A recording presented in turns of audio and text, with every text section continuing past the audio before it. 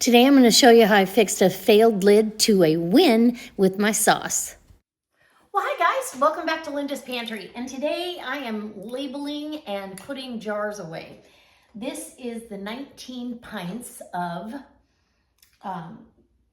barbecue sauce that I did for you.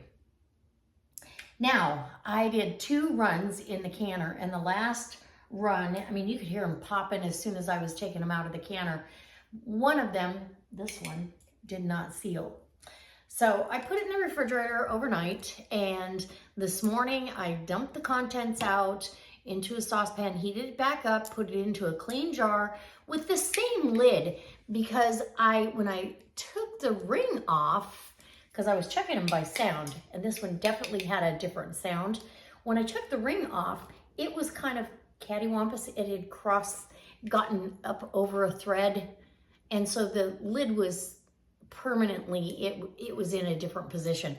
I didn't see it when I put it in the canner, and these jars were so hot with hot, hot barbecue sauce, hot jars, hot everything, to fingertip and feel that. And that happens to all of us. All of us experience this once in a while. The nice thing about water bath canning is you can reprocess without giving it a scorched flavor. This only processes for 15 minutes. So I heated it back up, I put it in a clean jar, I let that water bath canner come up to boil, and boil that for 15 minutes. Now everything is settled, and I'm ready to label everybody. I've already washed my jars, and look at the beautiful color on this. This was too good to just try to use up this week.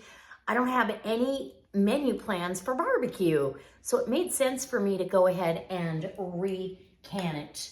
So that's what I did, and now I have 19 pints. This is for, I sell them, I give them away, so it looks like a lot of barbecue sauce, but I won't have to make barbecue sauce again this year. I will save enough for my family for this year, and then the rest of it can be divvied up between gifts and selling it. So that being said, I label the date that I canned it, or the month and year I canned it. I really don't put the date that I canned it, but the month and year and what it is. And this is a sweet and spicy barbecue sauce. So I will put S&P, or a sweet and spicy barbecue. So I think that if you were going to give this away, you definitely want to tell them that it's tangy, that it's got a little bit of heat in it, but not so much. It's not too much heat. So anyways, I did want to come back on here and let you guys know, when you're water bath canning and you have a lid fail, and I use the very same lid, it's on there just fine. And I've washed this jar, it's not coming off. So if you have a lid fail and you're sure that it's not the lid, and it wasn't, go ahead and reprocess, clean everything up, get it hot again, because it's a hot pack method. Otherwise, you could, bust your jar. So you don't want thermal shock. And get them washed up and labeled and put on the pantry shelf, because we might be experiencing some shortages coming up down the road for different products. And you can still get barbecue sauce pretty reasonable, but it's so full of stuff that we don't need and that you can't pronounce, that I don't want to consume. So I'd rather do it myself. So what's coming up next for you guys? What are you canning next? Have you canned barbecue sauce for the season yet? And what would you like to see me can is what I'd like to know. I have plans for enchilada sauce, because I'm almost out of that.